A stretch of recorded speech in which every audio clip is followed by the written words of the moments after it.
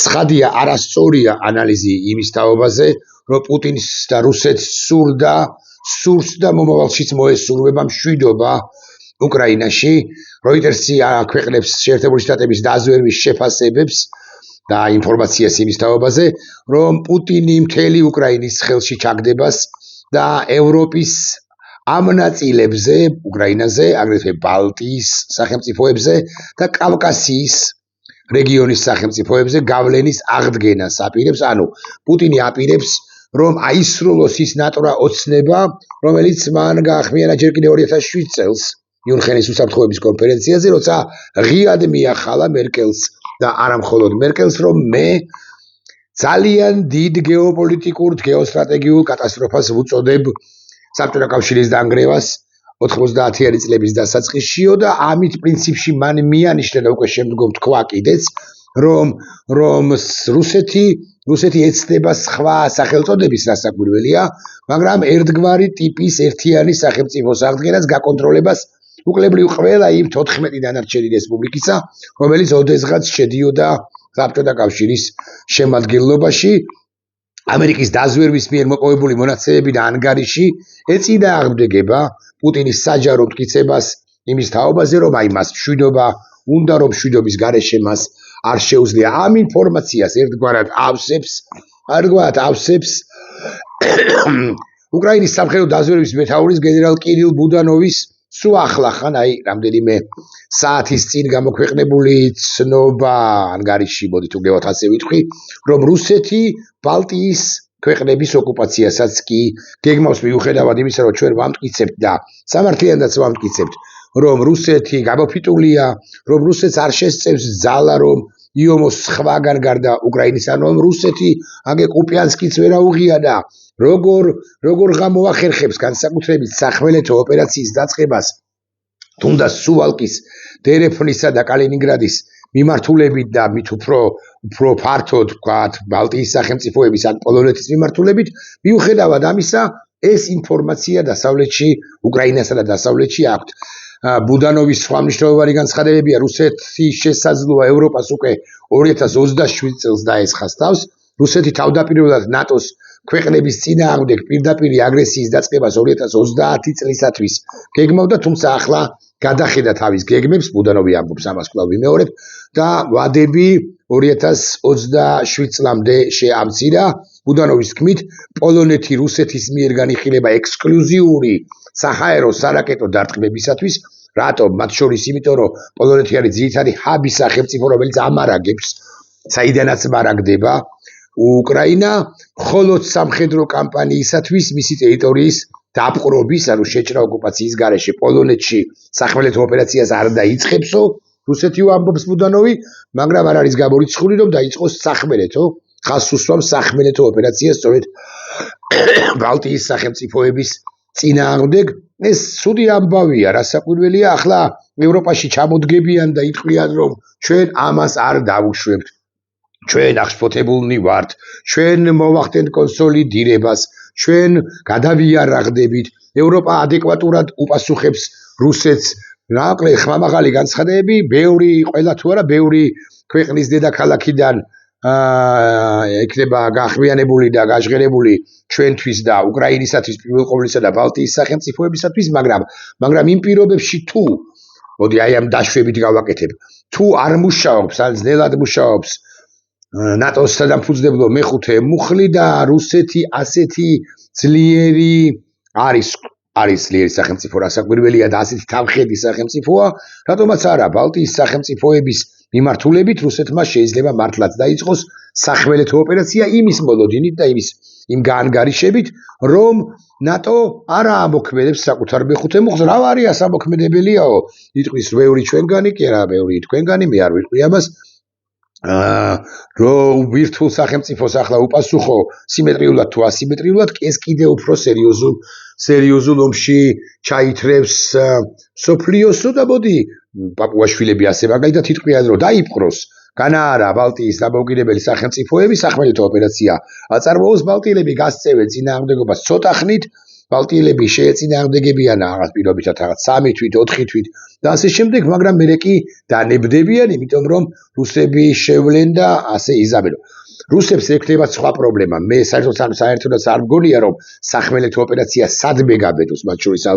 არც კალინინგრადის მიმართულებით გულახდილად გეტყვით, მაგრამ ყველაზე დიდი პრობლემა ექნება რუსეთს შენარჩუნებისა, იმ ტერიტორიების შენარჩუნებისა, რომლებსაც შესაძლოდ, მოდი ერთ წამს ასე ვთქვათ, შესაძლოდ დაიპყრობს რუსეთი გარკვეული პერიოდის შემდეგ სახმელეთო ოპერაციის დაწყების შემთხვევაში, მაგრამ ნატოს სტანდარტებით, დასავლური სტანდარტებით ომი აღარ არის მხოლოდ კონვენციური ომი სახმელეთო ოპერაციის თანხლებით. ნატოს სტანდარტების მიხედვით ომად ითვლება ყველაფერი 2000-იანი წლების 10-იან წლებში ჩამოყალიბდა ესე ითქვა დასავლეთში, ომად ითვლება ყველაფერი. რაც შეიძლება ასულად არ იყოს კონვენციური სახმელეთო ოპერაციის თანხლებით, მაგრამ შეიძლება იყოს მაგალითად საინფორმაციო ომი, შეიძლება იყოს ჰიბრიდული ომის სხვა ელემენტი გამოყენებული, მაგალითად ფსიქოლოგიური ზეწოლები, მაგალითად ცდილობა რომ რეჟიმ ჩეინჯი მოხდეს, ხელისუფლების ცვლილება მოხდეს ამა თუ იმ კამპანიის შედეგად, რომელიმე სახელმწიფოში ამგვარი ცდილობები რუსეთს პრაქტიკულად ყოველთვის ჰქონდა და ახლაც მაღალი ალბათობით ექნება, აი პოლონეთზე რო ამბობს უდაროვი რომ არავითარ შემთხვევაში არ მოხდება შეჭრა ოკუპაცია ვარშავაშიო, პოლონეთშიო, ეს არ ნიშნავს იმას, რომ პოლონეთი დარტყმის ობიექტი არ იქნება, თუ დარტყმის სუბიექტი არ იქნება. ეს ნიშნავს იმას, რომ პოლონეთში რეჟიმ ჩეინჯის გაკეთებას, ანუ პოლონეთის ხელისუფლებისა და სულისკვეთების შეცვლას რუსეთი რასაკვირველია, ეცდება იმას პრინციპში ეცდება, რაც უკვე წარმატებით მოახდინა მინიმუმ ერთ სახელმწიფოში შეცვალა. ეს არის საქართველო, ჩვენ და სამწუხარო ქვეყანა, რომელმაც შეცვალა საკუთარი ქვეყნის არსი, საკუთარი სულისკვეთება, საკუთარი განწყობები, საკუთარი პოლიტიკა შეცვალა ბიზნეს ივანიშვილის გამოისობით და ხელში ივანიშვილისა, რომელიც რუსეთმა ჩვენ დაგვასვა 2012 წელს, ანუ ჰიბრიდული ომის ეს ოპერაცია რუსეთს 2012 წელს ჩვენთან წარმატებით გამოუვიდა და ამით ის შეგულიანებულიც ვინის ისა და არის კიდეც და ვინის ის და სხვაგანაც მოესურვება ამ გვარი ჰიბრიდული ოპერაციების ჩატარება, მათ შორის კონვენციური ომის მეთოდების გამოყენება, აი მაგალითად ხსენებულ ბალტიისპირეთში, მაგრამ ამ ყველაფერს რა უშლის ხელს? არ უშლის, გულახდილად გეტყვით, დასავლეთის როგორც ერთიანი სივრცის ერთიანობა. ეს დასავლეთი შეიძლება ერთიანი სულაც არ არის. იმიტომ რომ ამერიკა არ მინდა ვთქვა რომ ალთასაა და ევროპა ბალთასაა, მაგრამ რიგს აკითხებს ამერიკის შეერთებული შტატები და ევროპის კონტინენტი ბრიტანეთის ჩათვლით. ხო, სხვადასხვა გვარად უყურებენ უკრაინის კონტექსტში. მას რა გააჩერებს რუსეთს? ბევრი იტყვის ახლა ბანალური ფრაზა უნდა წარმოთქვა, ბანალური სიტყვები, რომ გააჩერებს ევროპის ერთიანობა, მაგრამ ევროპა ძლიერი რასაკვირველია, ძლიერი ერთიანი ევროპა ვიდრე რუსეთზე ძლიერი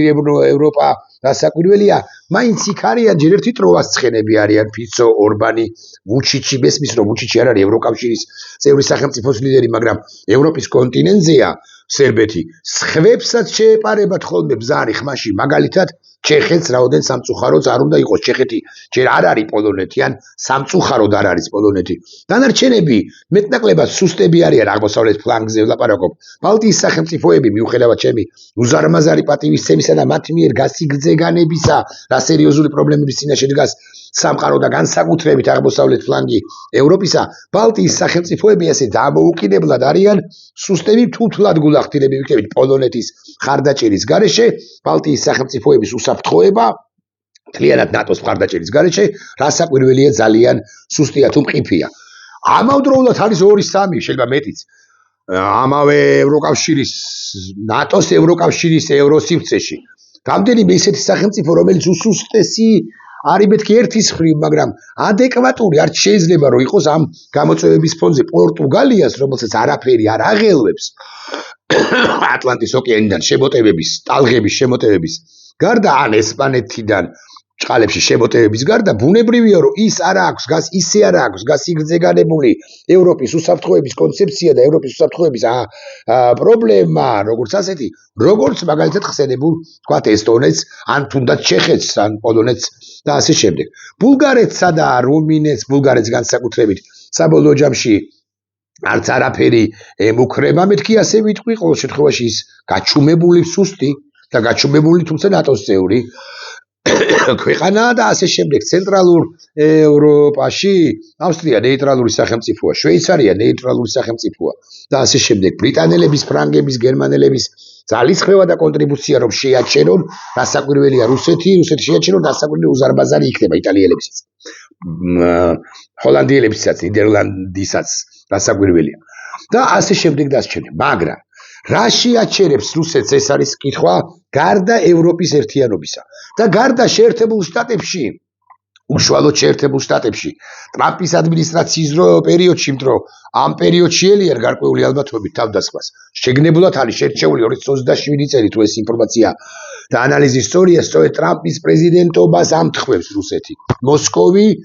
ეიმედება რა იმის რომ ტრამპი არ ჩაერთვება აქტიურად ამ კონფლიქტში და აღარ ელოდება 2028 წელს როცა ტრამპი და ტრამპის ჯგუფი შეიძლება დამარცხდეს საომავლო არჩევნებში ამერიკის კონტრიბუციის ევროპის ერთიანობის გარდა რა შეაჩერებს რუსეთს როგორ გონია და ახლა ერთ უცნაურ სიტყვას ვიტყვი უცნაურს ერთის მხრივ მაგრამ მეორეს მხრივ აბსოლუტურად სწორს შეაჩერებს წინააღმდეგობა საზოგადოებებისა ამა თუ იმ მოწყვლად ქვეყანაში ბალტიის სახელმწიფოებში ურთულესი იქნება უკრაინაში ეს წინააღმდეგობა ჩვენ ხედავ ამ წინააღმდეგობას ვადენმევ თვალყურს ჩეხეთში პოლონეთში რასაკვირველია ერთიანობა ხელისუფლებასთან როცა ერთიანი ხარ შენ ხელისუფლებასთან შენი მორევა შენი დამარცხება არის გაცილებით რთული ოღონდ ეს ხელისუფლებაც თავად უნდა იყოს სრულიად ადეკვატური თუ ხელისუფლება არის ისეთი როგორც ყავს უნგრეთს ბუნებრივია რომ შენ მას ვერ გაუერთიანდები შენ რიგითი უნგრელი შენ და უნგრეთის ხელისუფლება ორბანი ამ შემთხვევაში სხვადასხვა მდინარის სხვადასხვა სანაპიროზე იდგებით იმიტომ რომ ამ უკანასკნელს ორბანს არ უნდა წინააღმდეგობის გაწევა მას ურჩევნია რომ რუსეთი ინფილტრირებული იყოს უნგრეთში ამ ევროკავშირის და ნატოს სახელმწიფოში ოღონდაც კი თვითონ აირჩიონ თვითონ გადარჩეს და თვითონ ეს ეგრეთ წოდებული მშვიდობიანი თუ სამშვიდობო პოლიტიკა გაატაროს ჩვენთანაც იგივე მდგომარეობა გვაქვს არსებითად და ოღონდ ჩვენ კიდევ უარეს მდგომარეობაში ვართ იმიტომ რომ ჩვენ ნატო ევროკავშირის წევრები არა ვართ ხო და აი ამ ვითარებაში ერთიანობას დიდი მნიშვნელობა აქვს იმ საზოგადოებებისა იმ ხელისუფლებებთან რომლებიც წინააღმდეგობას აპირებენ ერთიანობის გარდა კიდევ არის ერთი ფაქტორი რომელიც რუსეთს ვერ და ამკვიდრებს ევროპის აღმოსავლეთით და ვერც უკრაინაში და ვერც ჩვენთან მეთქი ასე ვიტყვი მაგრამ ეს უკვე სამომავლო პოლიტიკისა და სამომავლო პაზლის სამომავლო დალაგების ამბავიც არის ჩვენთან მიმართებაში ეს არის გაგიკვირდებათ და უკრაინის ჯარი რომელიც შეიძლება სუსტია არა სუსტი სულაც არ არის შეიძლება ვთქვათ სუსტი არ არის მაგრამ დასუსტდეს შეიძლება რუსეთმა მიიღოს რაღაც დონბასის ნაწილი ჩააბარონ თუ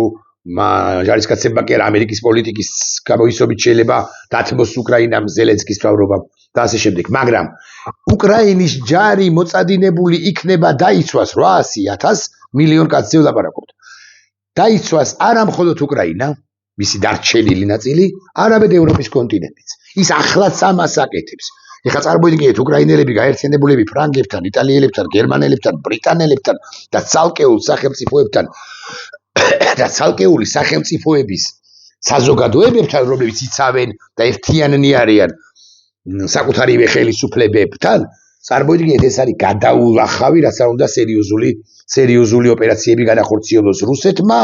ჰიბრიდული ხასიათისა მაგრამ ჰიბრიდულ ოპერაციებს რუსეთი მათ შორის საინფორმაციო ფსიქოლოგიურ რეჟიმ ჩეინჯების ოპერაციებს დივერსიულ ოპერაციებს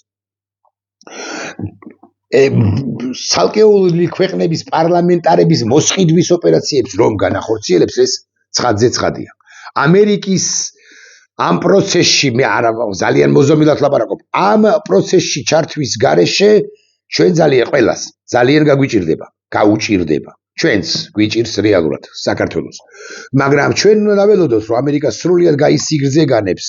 იმას, რა ბოროტებასთან გვაქვს საქმე რუსეთის სახით. ამერიკის პოლიტიკური ელიტა გაისიგრძეგანებს ამას. პოლიტიკური ელიტის მნიშვნელოვან ნაწილს ისედაც გასიგრძეგანებული აქვს, ასე ვიტყვი. პოლიტიკური ელიტის ის ნაწილი გაისიგრძეგანებს, რომელიც ახლა მართავს ამერიკის შეერთებულ შტატებს. ჩვენ ამის მოლოდინი უნდა გქონდეს და თუ არა უნდა დაველოდოთ 2028-29 წელს, როდესაც ამერიკის შეერთებულ შტატებში უფრო ამ საფრთხეების უფრო კარგად აღმქმელი პოლიტიკური ელიტა მოვა, დაბრუნდება მეთქი უნდა მეთქვა, მაგრამ არასწორი სიტყვა იქნებოდა, მოვა ამერიკის ადმინისტრაციაში, ამერიკის შეერთებულ შტატებში ხელისუფლებაში თუ მოვა ისიც, მაგრამ მანამდე რუსეთი უამრავ რამეს რომ გვიშავებს ყველას ერთად, ეს ფაქტია და აი მივადექით ივანიშვილს. ივანიშვილი ჩვენთან ერთად ვერ იქნება. ივანიშვილი მზად არის რომ ჩაბარდეს რუსეთს. და აკი ყველაფერს აკეთებს სააბისოდ, არა და ჩაბარება როგორც ასეთი ჩვენი სრული გაჩანაგების და გარდაცვალების სიკვდილის მადასტურებელი იქნება, იმიტომ რომ ბევრი სახელმწიფო ამოძრება, ძალიან დიდი სირთულეების მიუხედავად, ბევრი ის სახელმწიფო ამოძრება, რომელიც წინააღმდეგობას გაუწევს რუსეთს, მაგრამ ჩაბარებული სახელმწიფოები ვაგლახ და სამწუხაროდ იქნებიან ჩარჩენილები რუსეთის სივრცეში და განადგურებულნი და მათ ამოქაჩვაზე, მათ გადარჩენაზე,